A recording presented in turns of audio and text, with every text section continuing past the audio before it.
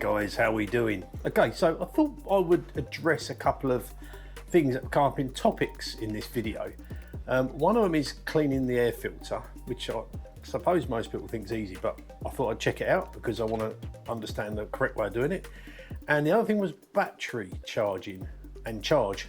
So to start with the air filter, I'm going to clean it. You know, I've put a ram air system on the car, so it's taking cold air from the front of the car and it's straight into the air box. Well, obviously I need to make sure that the filter's clean all the time for that.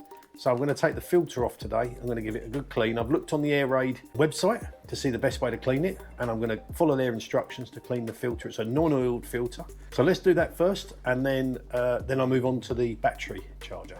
So I'm going to give the air filter a clean. I'm going to do it in line with what Airaid specify. It's a non-oiled filter, so we just got to use some detergent on it, give it a wash, blast it out with water, leave it to dry. I'm going to use an airline to dry it off to help it dry a bit quicker. So I've already undone the filter. So I've just got to ease the filter out, which is fairly tight in these air boxes, but just gently ease it out.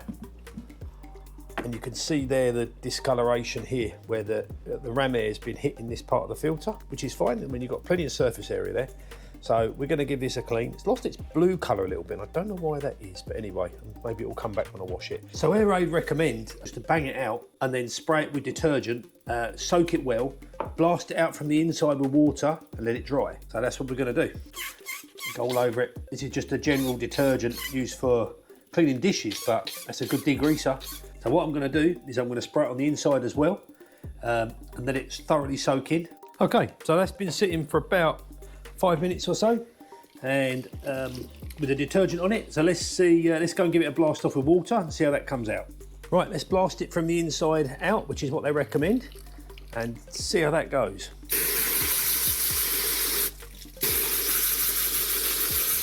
Might as well give it a go on the outside as well. Now I've done the inside, just to see if there's any loose particles of dirt and rubbish on the outside.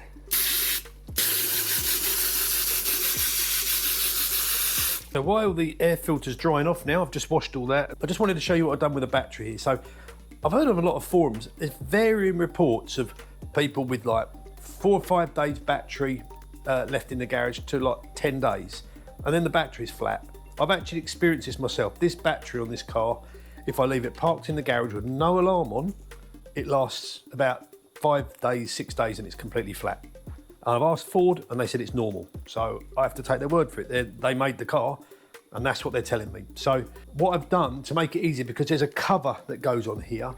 So this is a cover that goes over the battery. Okay, you can see it's fairly large, and it's actually, although it's held on with little fixings, 3 fixings, it's just a bit cumbersome to keep taking on and off every 5 days to keep charging the battery. So I've tried to get a workaround on it. So you can see I've put an extension cable from the battery down into the engine bay. It's got a plug on the end that just lays there until I need to charge it. But it means I don't have to keep taking the damn battery cover off all the time, which is a real pain.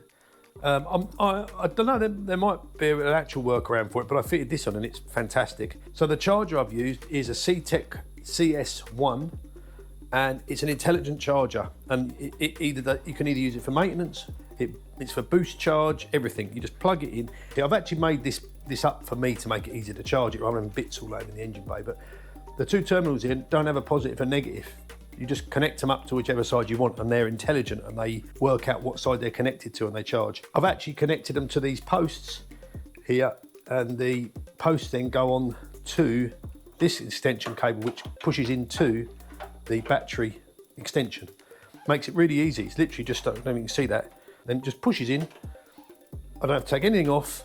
I just plug the battery charger in and it charges it. And I leave that overnight, come down next morning, it's done. But it works really well. And it's got around that problem of constantly having to take the battery cover off to charge the batteries. There's probably other workarounds for it, but that's what I've used to get around the problem myself. Okay, so I pop the filter back in. It's ever so easy to install actually. Just gently push it in and ease it in. There's actually a lug on the bottom so you can centre it, which is really handy. So you don't have to actually look. You can just feel down the bottom of it and you can see they can feel the little lug, and that's the bottom of the filter. Just going to pop my airbox cover back on. Just gently ease it into position there. Pull the rubber out on this side and pop it down into place. As easy as that. There we go. That's all locked in with the rubber seal. Just make sure it's all down in there properly. And there we go. So the air filter's now clean. I cleaned the cover while I had it off, and I'm ready to go. Okay then guys, that wraps the video up for today. I hope that was of some help to you. I haven't done that air filter clean before, so it's good for me to know how to clean that. A lot of them are oiled style. That one doesn't use oil. And battery charger was something I really needed to sort out on the car, because it was annoying. I actually had it go flat on me twice and use booster packs and all sorts, and it's not fun. So the next video coming up should be about 10 days, I think, before the next one, because I've got to get back from Madrid and edit it all and put it together. And that's the 60th anniversary of the Mustang celebration in Madrid, organised by Ford and the Madrid Mustang Club. It looks to be fantastic. It's going to be organised on it's actually, the venue's an airfield, and they're going to do some quarter-mile drag racing, which I haven't done for years. So that's going to be fun. But I'm looking forward to taking you guys along for that drive. I'm going to drive up to Madrid, and then we're going to be there for 4 days. So there's going to be loads going on. There's another event on Sunday. Saturday's the main event. Sunday is the second event. And also you've got the evenings, so there'll be plenty of videos coming up of that. I hope you guys out in the States there enjoy it, because I think based on YouTube, 98% of my viewing is out in the States and Canada. So I hope you're enjoying these videos. Thanks for all the subscriptions, up to 190 now. So even though I'm not doing it for that, I'm just doing it for myself to have, to show you what I'm doing with my car. I really enjoy working on the car. Catch you all soon. Thanks a lot.